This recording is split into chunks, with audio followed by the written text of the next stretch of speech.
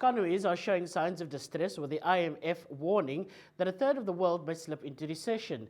As life gets even more unbearable, what needs to give to survive the economic noose around the necks of ordinary South Africans? Workers' World Labour Show starts now.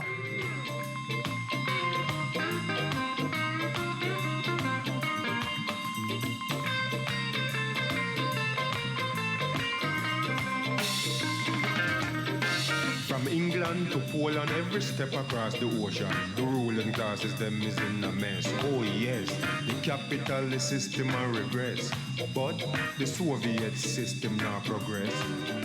So which one of them? Welcome to the weekly Workers' World Labour Show. I'm your host, Tashirik Trubani. Thank you so very much once again for having joined us. Now, internationally and locally, South Africa, we have the cost of living that's rising rapidly, with food and transport prices skyrocketing. As discussed in our previous programs, it has affected the poor and the working class severely.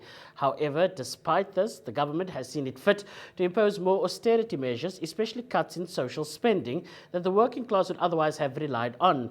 In today's show, we discuss these austerity measures by the government, its impact on the working class, and what can be done about it. But first, to kickstart our program, let's now bring you the weekly Workers' World Labour Show, insert brought for us by the Workers' World Media Productions editorial team. The economic crash of 2008 plunged the world into recession, leaving little room for economic growth. The bailout of banks meant spending on social services was reduced worldwide. By 2012, the effects began to hit South Africa, and we started implementing a policy called fiscal consolidation, or austerity. We've seen a decline in expenditure over time, and we've also seen critically the VAT increase in 2018. Austerity affects the workforce in different ways. In South Africa, the public sector, compared to the private sector, as I said, is proportionally large, 30 to 50%. So when you cut public sector services, it has a disproportionately large impact on the economy, both nationally and regionally.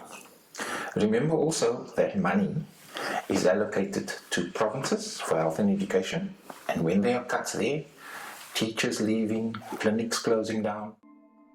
We have seen a lot of education services being reduced to be privatized and commercialized, and therefore as an organization we are anti-austerity measures. South Africa has got a history of majority of the people being poor in this country, and they can only rely on public service like public health and public schooling. If their government is going to implement those particular policies, basically we can kiss public goods, public services goodbye. Inequality have meant that the working class and the poor continue to pay for an economic crisis not of their making. Healthcare for the rich and hell for the poor. All governments budget in a manner that keeps its deficit under control.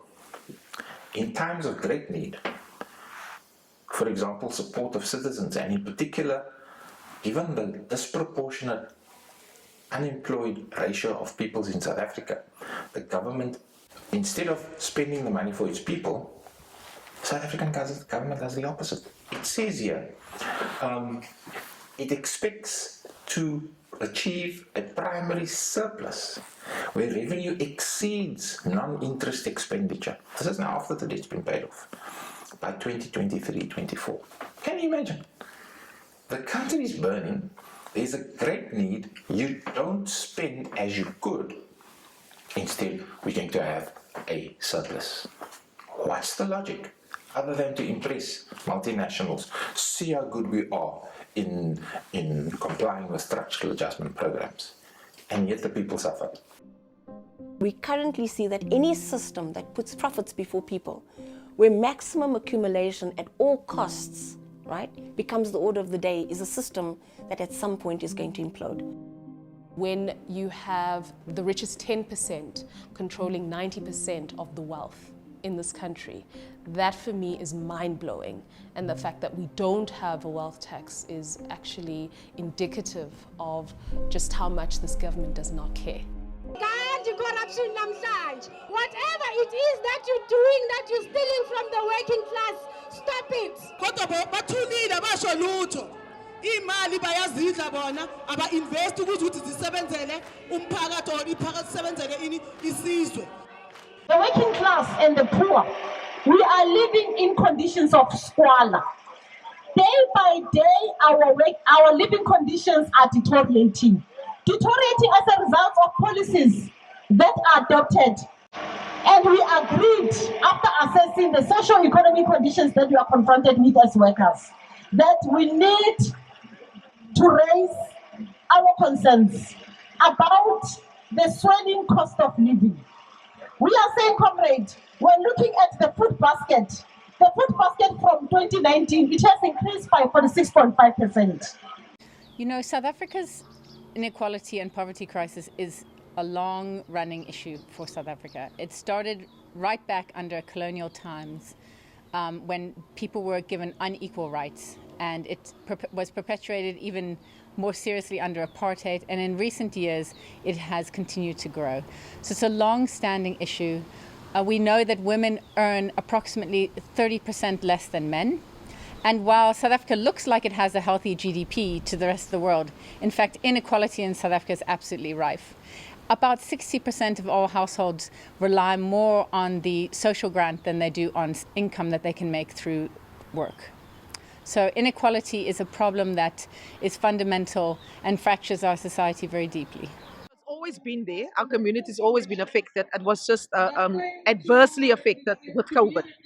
And we find when we have a hope for the future, so we've got a kitchen, so we fed right through COVID. And government never came to the part in support of us. And we have cooked way before lockdown. And so we find that in COVID, the lines has increased dramatically because everybody was at home. So many people has been being displaced due to unemployment. A lot of companies has closed, and people have had reduction in salaries just to save some of their jobs. The COVID-19 pandemic has exposed just how unequal our society is. The need to spend more, not less, on public services has never been clearer. Without a functioning health service and without social safety nets, how can we even hope to tackle this global pandemic? All right, so there we have it. Life indeed very much unbearable, compounded by security prices that have increased, petrol prices that have increased, food prices that have increased. It does appear that the purse is under a lot of strain, and that's our conversation we're going to pick up now.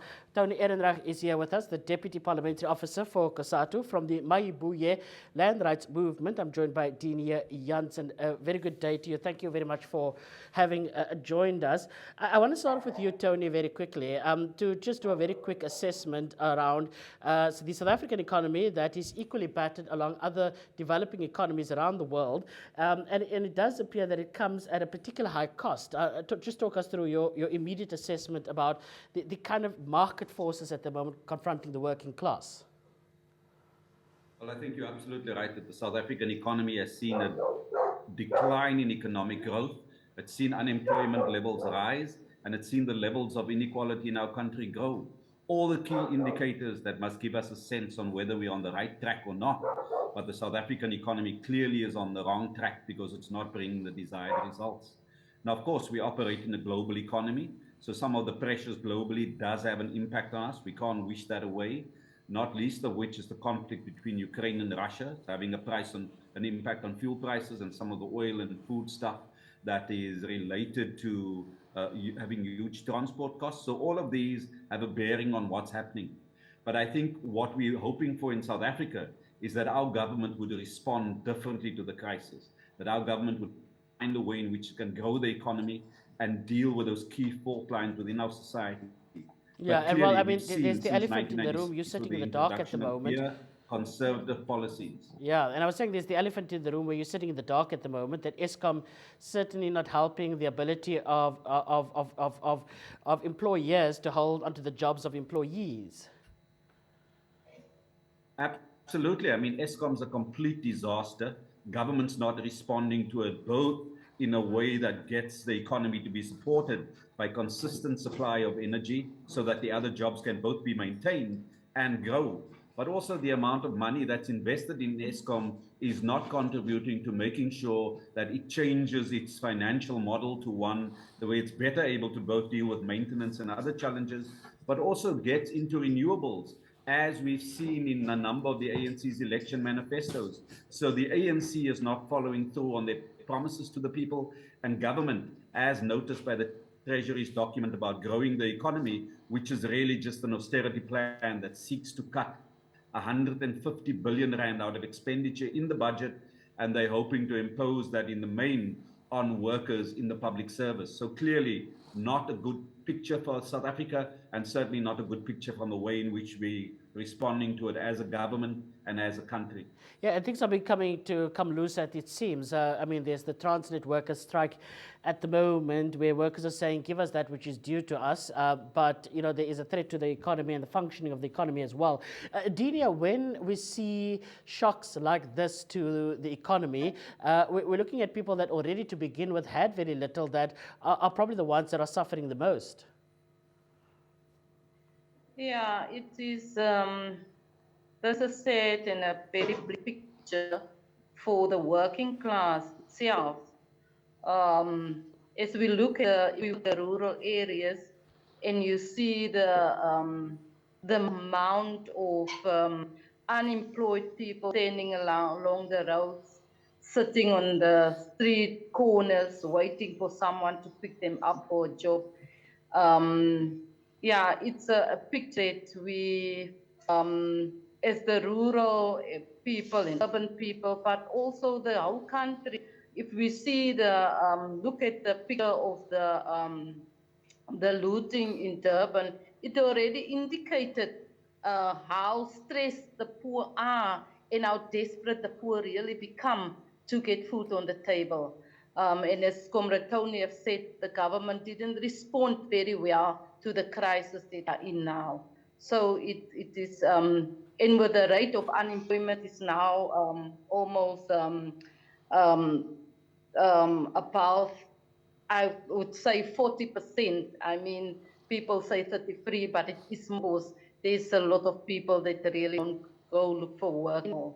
So we in a crisis, and like we say, the government is not really responding to the crisis we are. Yeah, well, the government has said, you know, let's give people 350 grant. Just very quickly in a couple of seconds, do you think that works? Dinia? Look, the 350 is welcome because at least people can buy something from it, but it's not enough. It's really not enough to keep us a family for the whole month. It's really not enough. And that's what I want to pick up on once we return from the break, and also look at the big A, austerity. What does that quite look like? That we pick up once we return from the break. Do stay with us.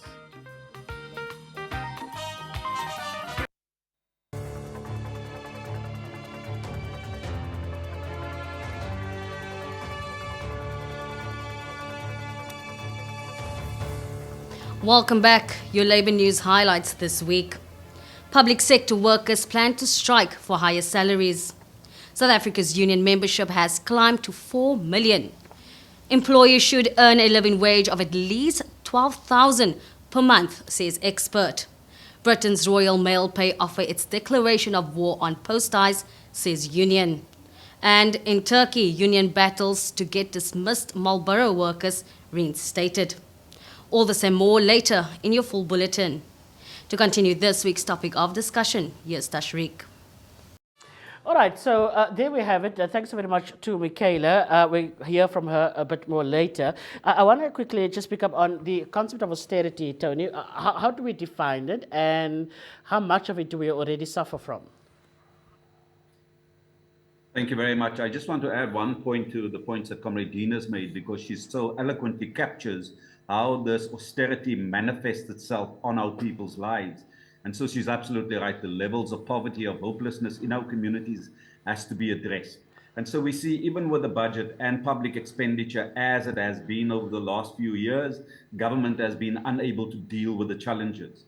And so now, in the midst of the 40% unemployment level, the huge challenges of instability around society, around politics, around deepening levels of corruption. We now see them wanting to cut back on expenditure.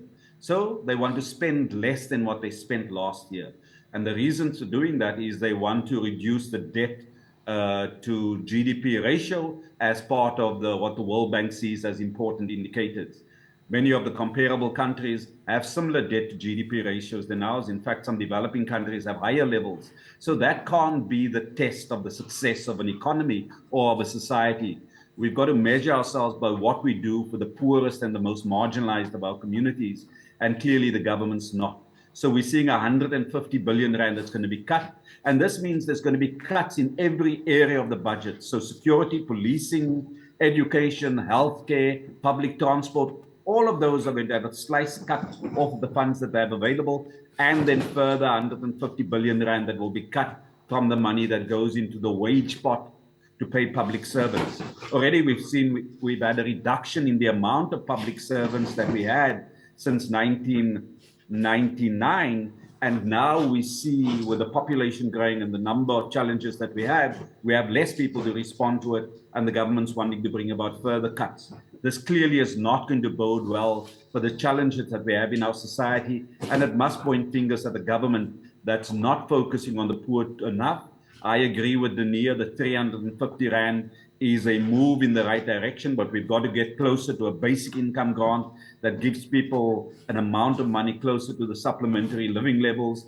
But we've also got to have balance in what we do as a government. We can't be cutting public servants and their income, and then we're paying the bills, the petrol and the rates and the electricity bills of parliamentarians. These are people that earn close on to 2 million rand a year, and yet they are now being subsidized when the poorest of our people is not. And now so a clear sign that the government's heading in the wrong direction. Precisely, and they're going to have their water subsidized, they're going to have no electricity cuts and so on. So it does appear to me like we are doing very well in coming up with an animal farm type narrative that is in play here in South Africa. But I want to quickly talk about how it does appear that the liberation movement, Denia, appears to be getting this so wrong, because we have a finance minister who's a former trade unionist that is leading the charge around these austerity measures. And to me, that sounds like a product that has gone wrong that comes from the liberation movement. Yeah, look, it is clear that the government, whoever are from the government, have to respond to the crisis. Whether you come from the labor movement, whether you come from the social move, whether you come from wherever, but if you turn into the government, you have to play the ball in their court. So they have to the ANC policies, and it's a capitalist policy that you have to adhere to. There's no way that he can be in the favor of the poor, because he is just the puppet of the whole capitalism, force our government to move in the wrong direction, as Tony has said, and left the poor behind. And they just tossing around and playing with our feelings and with our emotions. As you say, with the 350 renters, it's just playing with people's emotions to make sure the next round of elections, people still vote for this ANC that we see as, that we hope they will free us from poverty and so on. But yeah, it's not the case. And I want to come back to the debt question, Tony, that you have raised, because a lot of that debt was incurred by very bad political decisions that were taken by the government through a number of years. And we're not forgetting the apartheid debt that we had also assumed in the process of our democratic dispensation. Yet it is a noose around the necks of South Africans. Absolutely. I mean, right up until 2000, when we entered into the democracy, we all said that this odious debt that we inherited from apartheid clearly can't be our responsibility. That must be the responsibility or the losses of those who invested in a system that undermined human rights as a matter of course. So clearly that was a wrong debt that we should not have inherited. We saw the 2008 financial crisis that had further indebted the country. But in spite of all of those things and the global developments, we haven't done enough at creating jobs adding more value to products in our country, beneficiating the economy, and making sure that growth happens in a way that serves the interest of all of its people. A strange example in what the government's doing now. They're continuing on this trajectory that seems to want to say that all we've got to do is comply with what the international community wants and we'll be okay. Well, 30 years later, we can see we're not okay. In fact, we're worse off. So by the time we stop listening to the international community, the IMF and the World Bank, who wants to prescribe what we must do, and start focusing on what it is we need to do. One of the effects of the austerity measures when they cut the incomes of public service is we've already seen demand is down in the retail trade, and that's having a stagnating effect on the economy. So all of the indicators are in the wrong direction, yet the government persists with this route that it's taking. If I can just make one final example, the rationale that the government gives in the negotiations for moving away from the wage bargaining agreement that they had with the public servants in the country, all 1.2 million of them, is that there's so much pressure on the ratios between the income, GDP, the debt, and what has been the inflation rate ordinarily. But if we look between what was the case in 2011 and what's the case in 2019, the percentage point differences are not even a whole percent on any one of those indicators. So clearly, those macro indicators are a disaster and they're not serving the needs of our country. Yet the government announces nothing to address those problems. Instead, what the Treasury does is 3 months after President Cyril Ramaphosa announces that he's going to take steps, including dealing with the mandate of the Reserve Bank. So all of that political mandate they get, the promises they made to the people, 3 months later, Treasury comes and they say, we're not doing that. We have this austerity plan in place, and that's what's effectively being implemented. So there's many political problems, economic problems, and problems of leadership, as the NIA correctly said. And the fact that there's no social compact to really speak of. But once on in turn from the break, I want to look at South Africa following the sort of international standards around how it addresses these problems and how dismally wrong that has been for us and how much wronger it will be for the future. We'll pick up on that once we do return from the break. Do stay with us.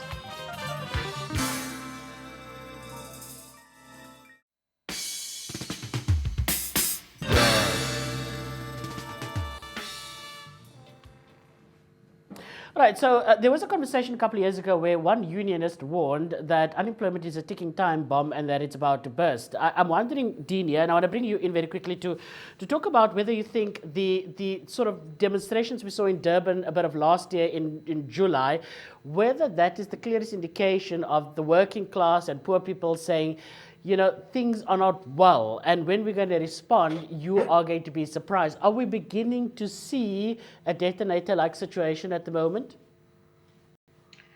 Look, we've organization, we were saying people talk about looting. For us, it was never about looting. It's also about frustration and aberration of not having food on the table. And this is not going to be the last time that these uprisings will happen, because the unemployment is deeper than we ever thought it to be. It's making people desperate. And you can see violence, you can see the violence.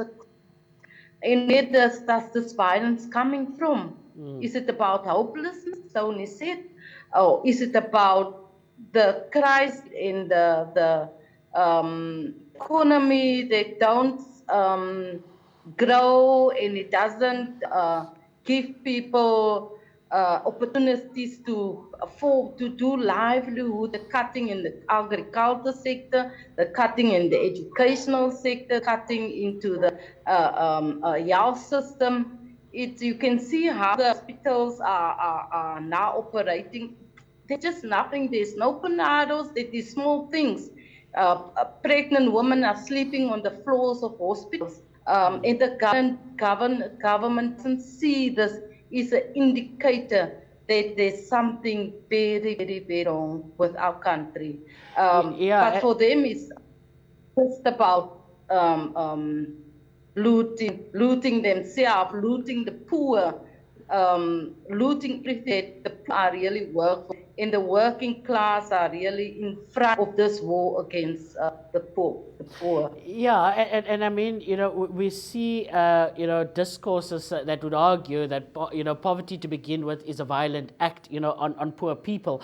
And I want to just look at and contrast this, Tony, with the bits of demonstrations from the working class that we've seen here and there, both in the airline industry, and now we sit with Transnet. The president has having spoken about this, saying that it needs to be resolved urgently because of the threat to the economy. But the economy for who exactly, Tony?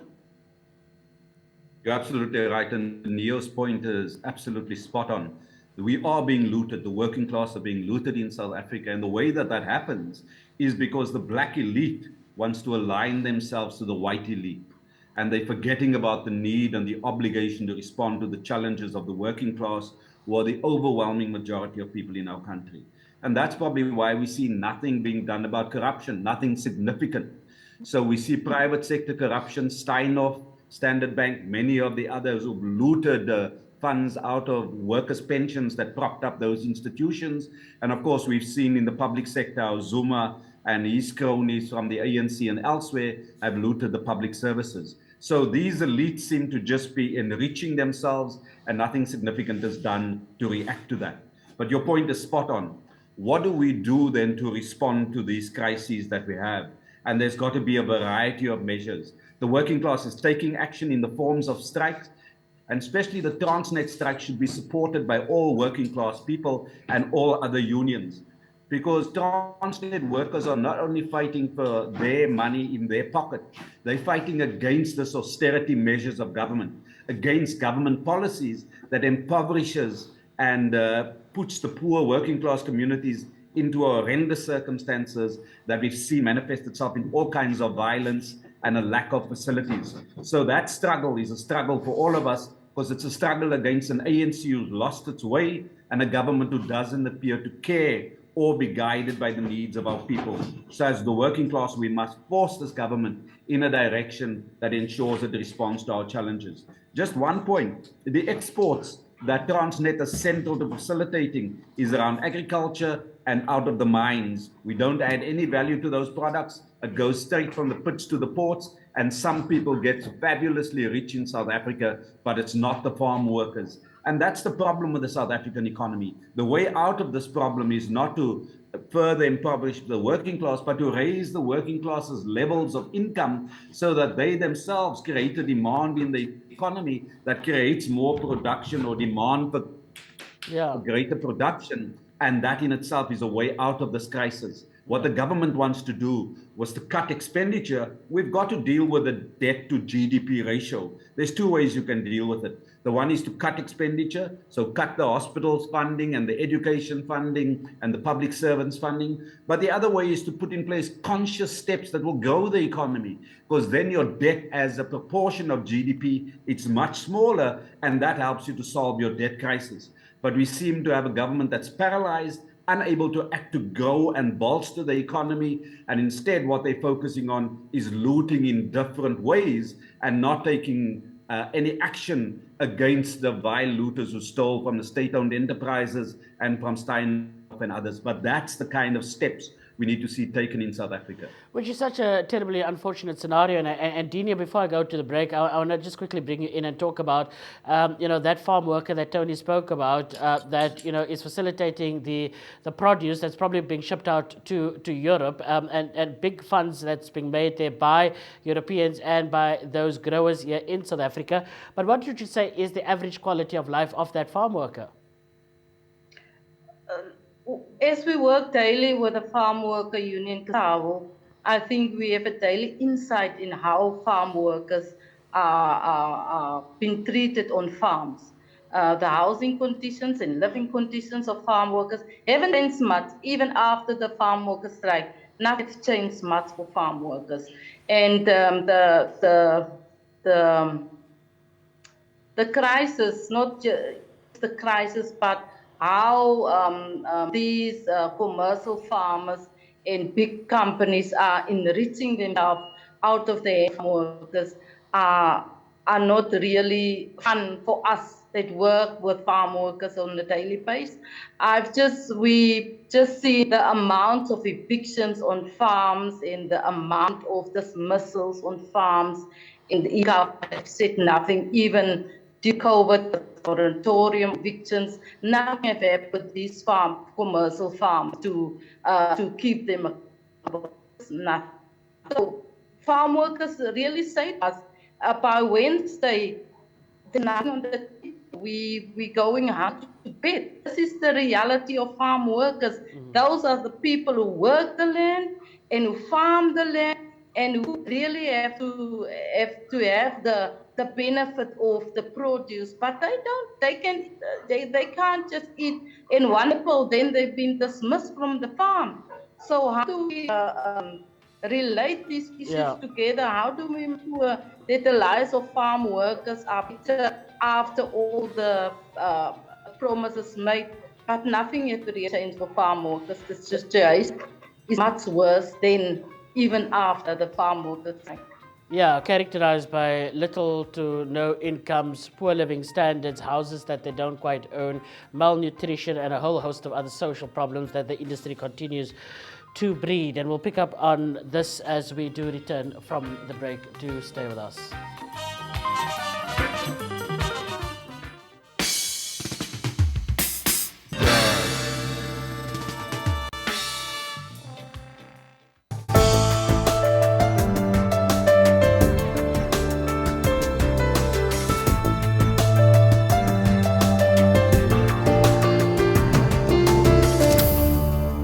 A warm welcome to you. I'm Michaela Miller. Thanks for joining us. Public sector workers are planning to go on strike soon following the collapse of wage talks with government. On behalf of Public Servants Association, Claude Nike said that the unions had reached an impasse. Government had offered 3% pensionable salary increase and a cash gratuity of between 1,000 and 1,200 rand until the end of March 2023.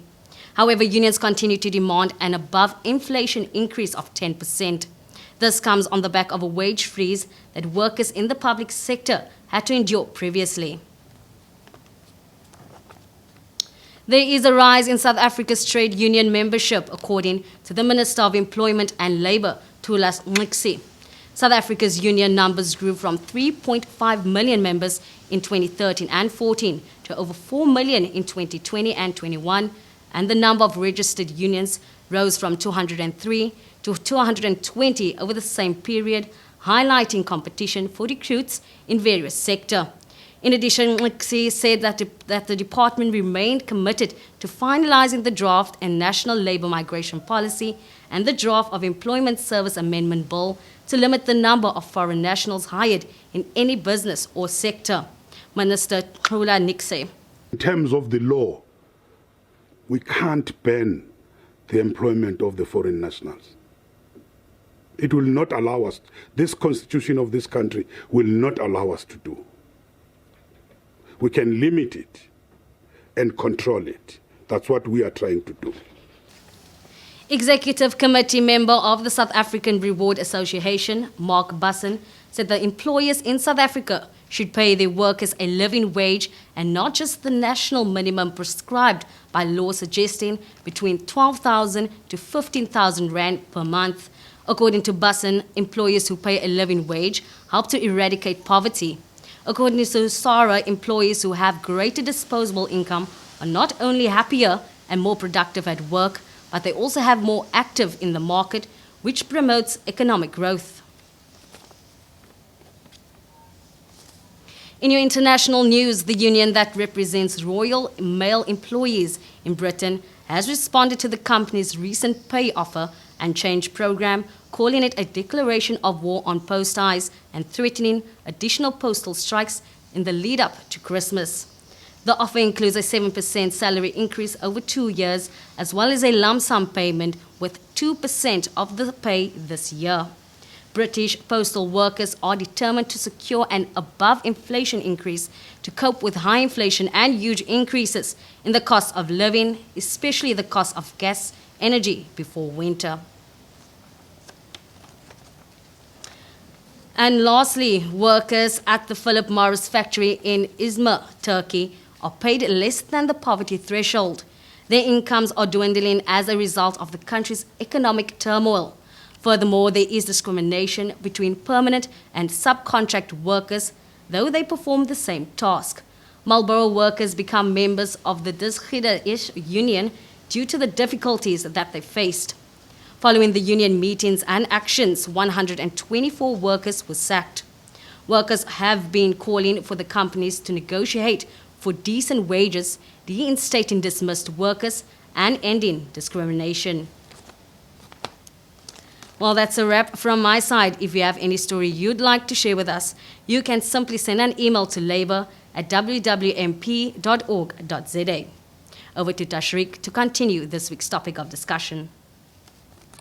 We are talking about the global economic downturn that is affecting South Africa equally, but somebody that already started out in a poor position is a lot more poorer. And that's our conversation here as government continues to mull austerity measures.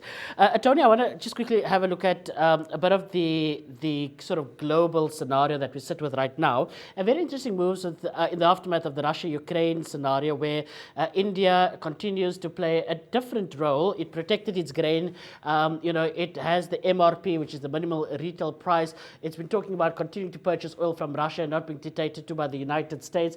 We see similar other countries. Turkey is another example that said, we won't be increasing the repo rate because there's very little evidence to support the claim that pushing up a repo rate, for instance, by a central bank is going to control inflation. Yet South Africa seems to be charting the same course. And what we have is a scenario where if you are a holder of debt, your debt has become a lot more expensive, and yet there's no evidence to back up a claim that by putting up a repo rate, for instance, is in fact going to control inflation.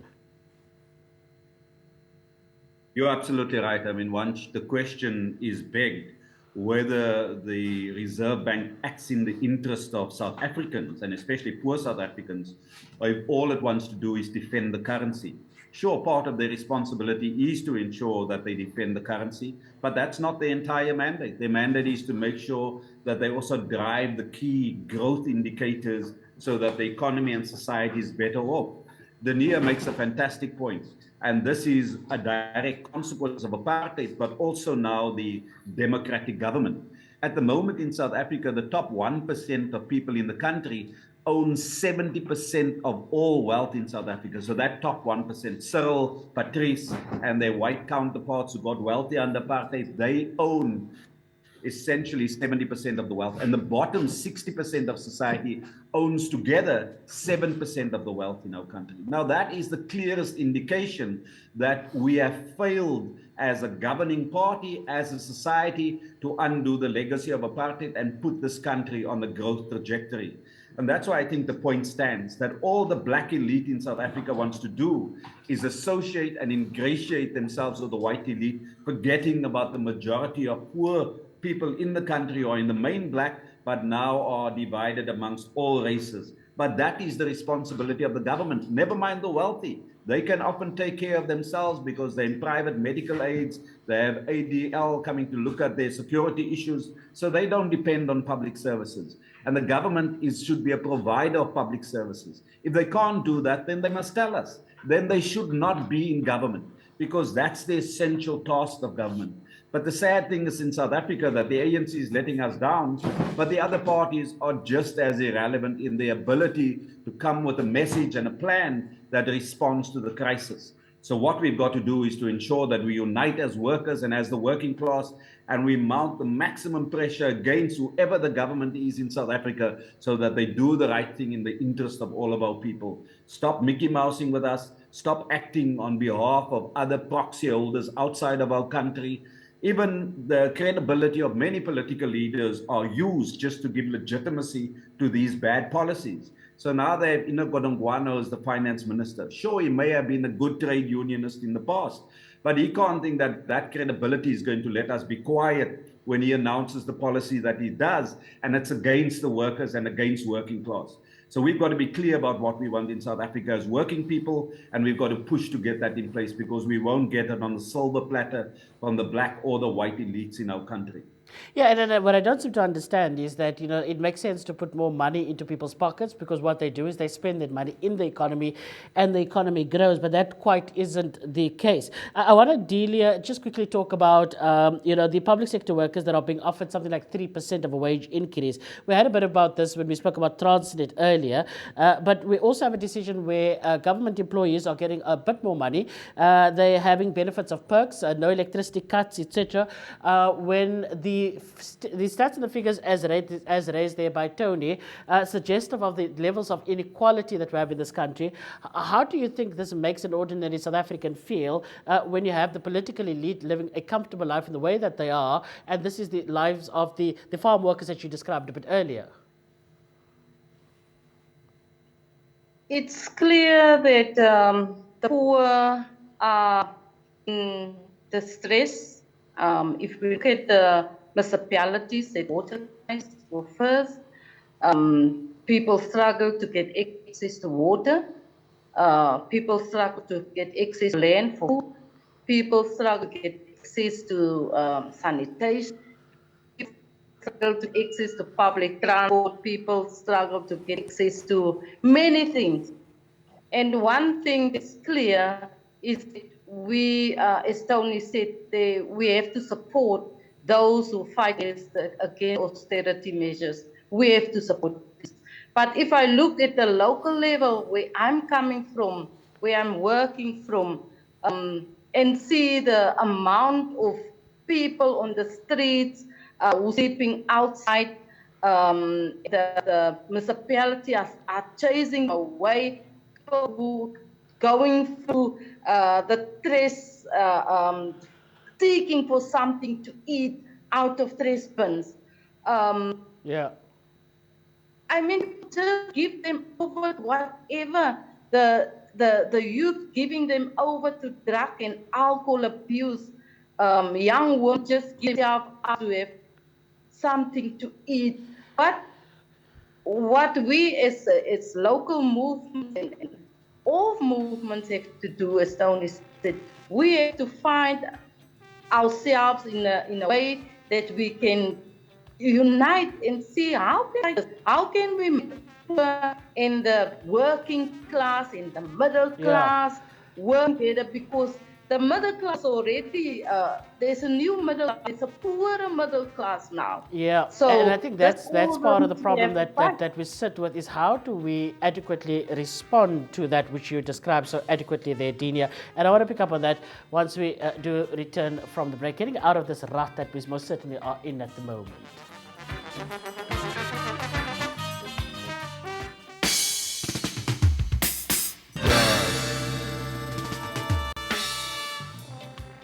All right, we are talking about the government austerity measures that is increasingly a problem. And Tony, just very quickly, we see contesting issues here.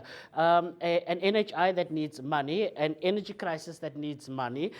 We sit with a basic income grant that needs money, and a government that's trying to, spend less money in order to service debt. How do we find a balance, if so a balance is in sight? I think one of the American presidents said you must follow the money. Now, why is it that the ANC takes a decision that Eskom must expand into renewables as part of their energy mix, yet the government doesn't move a step to getting Eskom to get into renewables? Instead, what we're doing is we're opening bid windows to open renewables for the private sector, and we see many of the elite in our society in the private sector preparing themselves to capture that market. The same with the NHI. There's powerful private medical aides who have a chokehold over the economy and the health sector, and they, in many instances, are setting the terms for how we should operate the healthcare. So we talk every year about the NHI, but we don't move a step closer. Instead, what we see is the entrenchment of the interest of the private healthcare system and the private energy providers and many other private. It does raise issues about shouldn't we be scratching and following the money to see what is directing the interest of our government leaders, because it's clearly not the plight of our desperate people. So that does raise the question that you were going to earlier about how do we do things differently to other countries? Well, we can't be beholden to other countries and other masters telling us what to do. We've got to tighten our belts, close the apartheid wage gap, bring greater equality between the educational outcomes in the townships and the educational outcomes in the suburbs so that our kids have an equal opportunity. But this systemic inequality in our country that just leaves people at a disadvantage with no hope, that is going to be the downfall and the demise of South Africa. And all our leaders are doing is making sure their kids are getting into the private hospitals and into the private schools, and they're not doing what their job should be. And that's what we've got to respond to differently. How do we respond, Dinia? Do you think that it requires political reform, and that means politically unseating a government that clearly, on all accounts, clearly is not in alignment with the working class?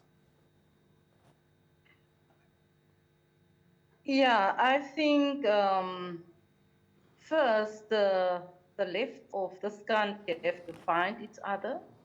We have to rebuild ourselves.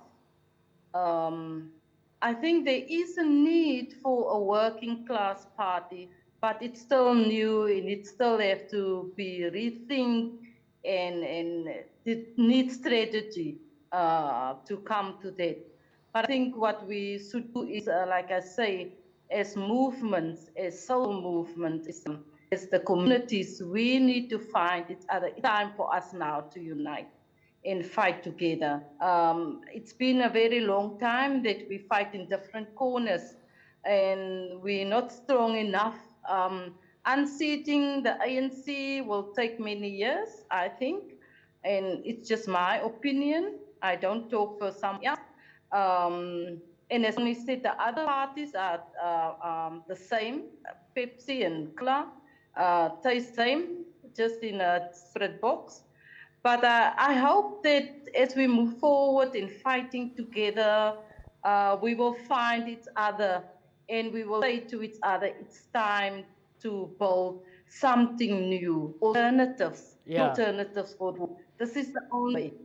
But do you think, Dinia, that the warning signs are there that be it political reform or even a standstill of this economy by the working class and by poor South Africans, that the opportunity and the appetite is there given the current economic situation that we're in? I think it's there.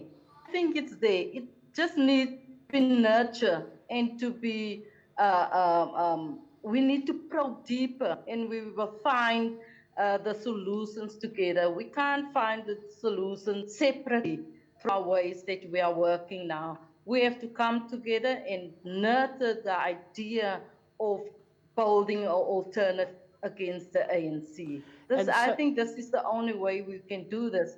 But now we're but far from each other, and it's really to become closer. And I think that is really the litmus test, Tony, that we're dealing with. Something needs to give. I know if there's talk about a replacement of the African National Congress, what do you replace it with? But evidently we can't keep on the same course at the moment. So what, according to you, in the next 2 minutes, what needs to give in order for us to get out of this? Well, COSATU is reviewing its position of supporting the ANC in the elections, as you would know from its last Congress. It's going to have a discussion in a month or so to see exactly how we take that issue forward. So clearly there's a lot of dissatisfaction with the ANC. But the ANC by far has the most progressive policies if you compare it with the Freedom Front or the DA or any of the other parties. The problem is that as the working class, no matter what party is in power, we must always maintain our strength and our battle readiness to force our interest on those who get into public office. Because the reality is we're going to have to put people into public office. It seems what happened at the moment is that people we put in public office get seduced by public office. So the fancy cars, the big houses in the townships, the shiny pointy shoes that's way too big for their feet, that's what occupies the attention and not the plight of our people. Once we see that characteristics in a leader, that he wants to be too flashy, too grand, he should never be eligible for public office. We've got to get people whose hearts are with our people into public office, not those who are looking for careers in the public service to milk it for their personal enrichment. And it's about changing that ethos. It's about having an education system that reinforces the values that we stood for when we fought against apartheid. But we've been misled not only at the economic level, but also at the level of our souls. as to how we related to each other when we fought against apartheid, and that's been taken away from us. Let's restore that sense of solidarity, and let's fight against those who want to undermine, use, and impoverish other people, because that's the value system that we stand for as the working class and the majority of people in South Africa. And that time is now, right? Absolutely All now. right. It's already too late, but let's get together, let's fight. And maybe we need a state capture of a different kind, a kind that is not just lenient, but has the interest of the worker and the working class and poor people in its stream. And I think that is the test not only just for COSATU, for people from the Mayibuya Land Rights Forum and for others, but also for the electorate. It's about demanding accountability and the type of world we want to see in this particular country.